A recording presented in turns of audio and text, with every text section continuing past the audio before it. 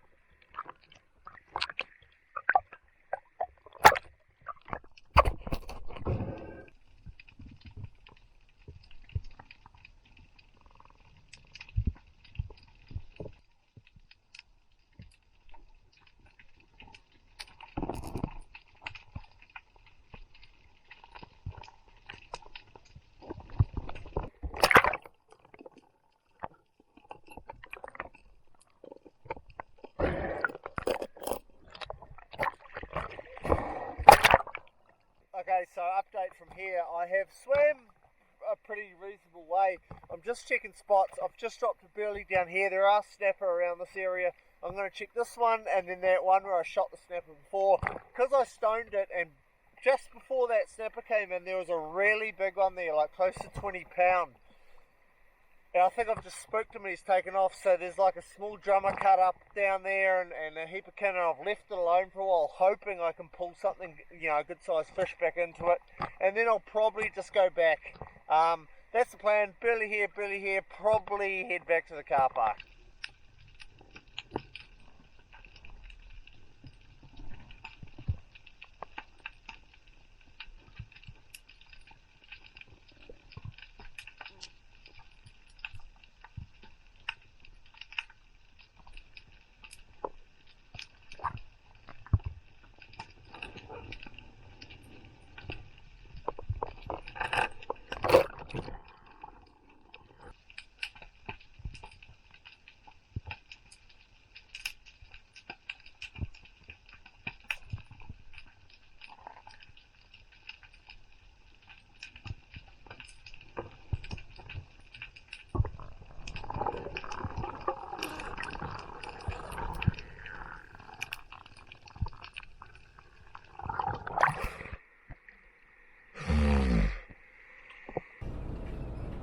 So I mentioned in the last clip or two, I was actually getting out for that dive pre the weather. Now, while the weather's not that bad, there is a hell of a swell coming in here. This is Pi here.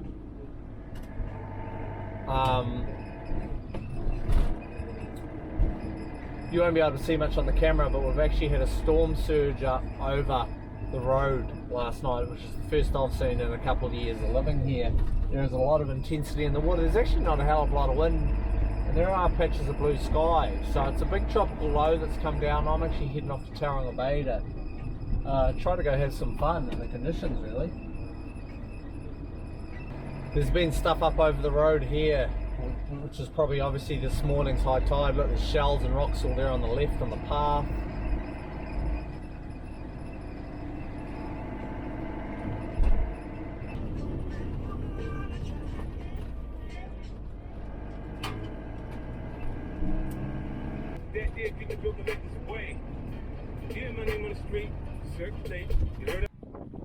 I'm at Tauranga Bay now. It's been coming over the sandbar, probably in this morning's high.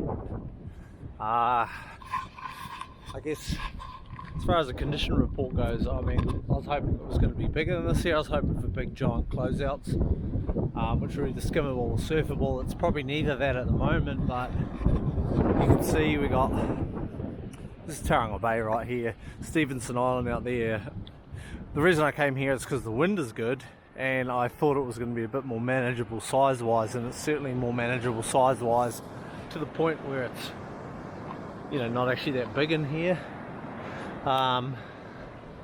It looks huge out at Stevie's, which is the island out there on the eastern side there. It's hitting it and just, geez, it looks like it's going about 30 or 40 feet up the rocks out there. It's going way up it. I don't have a plan yet. I sort of really don't know what I'm doing here, because most of the places aren't that usable. The Bay of Islands itself is probably the most usable inside the bay there, but there's going to be high tide tonight and storm surges up over the roads, and we're actually going out to dinner, so we're not going to be able to get through there at around high tide, I'm assuming. So I'm just going to keep an eye on it here. I'm going to hang out for the afternoon. It's just me here. Obviously with conditions like this, and once again safety in the water. I've touched on safety in the water a bit with diving, but when it comes to conditions like this, it's like surfing and skimboarding and stuff. The biggest thing I do when I get to a beach, especially a new beach, is look for currents. They're much easier to spot when you're surfing or skimboarding than diving, because diving you're typically in clearish water and you're at water level.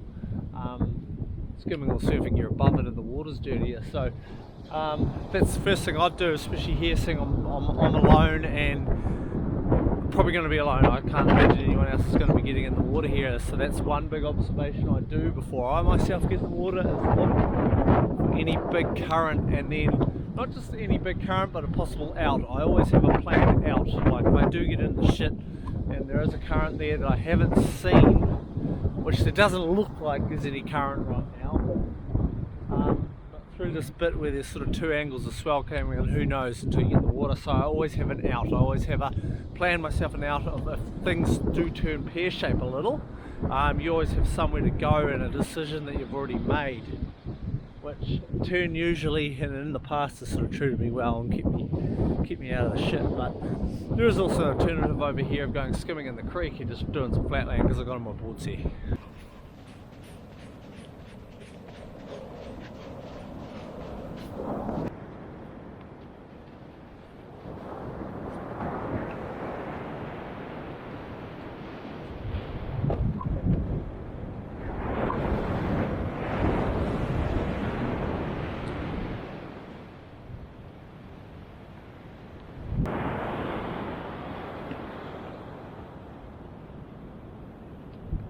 Right, it's not really that good for skim.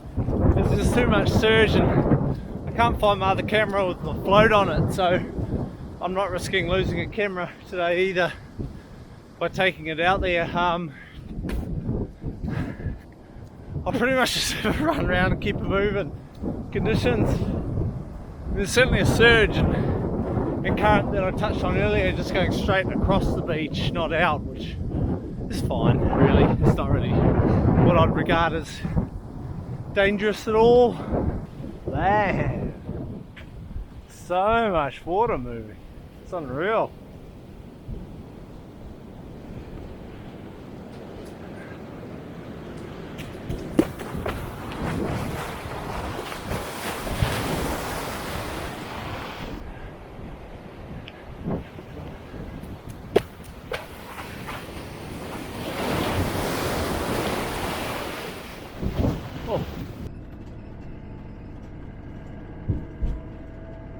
So now in that video just been, I ducked up for the dive pre-swell, and then I obviously went to Tauranga Bay when it was huge, and pretty much just, you know, made the most of both conditions. Not long after I filmed those clips, because I'm really struggling a little bit with timing and YouTube and stuff at the moment, but not long after filming those clips, a friend who was actually in the video and I shot a big kingy on a shore dive up north one day, I actually dove with him, met him once, stayed with mum and dad and his, I guess, sort of father-in-law. They're not married, but father-in-law stays with mum and dad periodically, and Jordan himself was actually at mum and dad's a couple months ago, and he's recently passed away.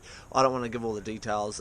On the Gold Coast in a surf kayaking accident where they've gone out in huge conditions, obviously made some pretty poor decisions, had no safety equipment, one of the kayaks started taking on water and he's drowned, and that is my understanding of what's gone on. I don't want to say, you know, give you a play-by-play account because I don't know, I wasn't there, but you know, it's always pretty heavy news when someone you know and someone you've met and someone that you liked passes away, and obviously in this case passes away in an accident that was completely avoidable. And which brings me to the topic of water safety. Now, I'm 35. I grew up at Omaha Beach, which is just out of Auckland there on the northeast coast. We spent our whole lives growing up in the ocean, surfing and boogie boarding. I remember when I was young, 13, going out in tropical cyclones, and when the swell was too big to get out on surfboards and there was too much going on, we used to take our boogie boards. And basically, I just spent a life in the water. Now, I am by no means claiming I am a lifeguard or I am an expert or something that people want to spin in some direction that you get offended by, but I consider myself relatively experienced in a variety of conditions in the ocean. I'm not the most seasoned veteran spearo out there. I am not the professional surfer, nothing like that, but I have spent the vast majority of my life in the water pretty much since I was born, and putting myself into some pretty bloody dicky conditions. I just look at it like, if we're going to be spending a lot of time around the water, if you guys are going to be spending a lot of time in the water, you're going to get yourself into trouble a lot. Now, one thing I reckon, and what I think a lot of people should do, is usually the unexpected is what gets people. So when the plan doesn't go according to plan, people panic. One of the biggest ways to mitigate the panic is to get yourself in that situation more often, but I'm obviously not encouraging you to put yourself voluntarily in dicky situations, and train yourself. One thing we used to do at Omaha years ago was we actually used to go up to the very northern end groins, and on an incoming tide swim out around the end groin and get, it was fun. It wasn't actually for training because we were quite young, but you used to jump on the tide and you could swim like 100 meters on the underwater because it was like 5 knots of current. And you basically just get used and associated to the feeling of current, and current is one of those big things where people get stuck in and they panic, especially if you're fairly new to the ocean. Suddenly the ocean is taking you to where you don't want to go, and you need to learn how to counteract that. And obviously your level of fitness dictates how much current you can swim against, and you know, how long you can battle current for. And that is something that I've worked, not specifically with that intent through the years, but it's sort of been a byproduct of spending a lot of time in the water, is battling currents and getting yourself out of the mess and keeping cool. There's still situations from time to time I get put in and I feel pretty uncomfortable. I don't panic, but you feel uncomfortable, and that's a sign that you need to just clear head and get your act together. There's also the other topic of when you're using watercraft, and I'm not just talking like a boat or diving, but surfing and skimboarding and kayaking. Like if you're going kayak fishing or something and you don't know if you can get back in your kayak in open water, that is just such a giant red flag, because there's a lot of people who drown in the water who seem to take a certain ego and arrogance that it's not going to happen to them, even though they're unsure of their ability. And that's fine. If you want to think that it's not going to happen to you and you can do everything, that's fine if you can. But the problem is there's a lot of people who think that and they can't. And so a lot of it is self-awareness to me. So I could go much more in depth to this and what has helped me and use examples. Of course, there is that. I will have a full-blown rescue video from a couple of years ago on this channel. I'll try to remember to drop the links. I've been stuck in current and multiple videos on here. We actually got stuck on a beach way up north late in 2020 where we had to make a whole nother plan and get off the rocks in a reasonable size swell. So there's things like that where I'm fairly confident in my own ability. I think being confident of your own ability in the water is important, but I also think having a lot of self-awareness of your ability and an accurate awareness of your ability out there in the ocean to keep you guys safe, because there's a lot of people die, and there's a lot of people die that has just been a poor decision made and you know, really avoidable mistakes out there in the ocean. So that's pretty much just what I wanted to touch on in this video. I have thought of a few things to go more in depth with and actually feature more like water safety related videos and topics probably on this channel. I haven't gone too much into that idea, but any of you guys out there who may have some ideas, I did actually think of a video of how long I can stay afloat while cold and yada yada, and give you an idea of, you know, what the hell happens, because I don't know either, and obviously there's going to be a bit of safety involved for my own self in a video like that, but we'll get there. That's just the video for this week or weekly, or you know, couple weekly, 3 weekly, whatever. I'm Tim Price. I'll see you at the beach.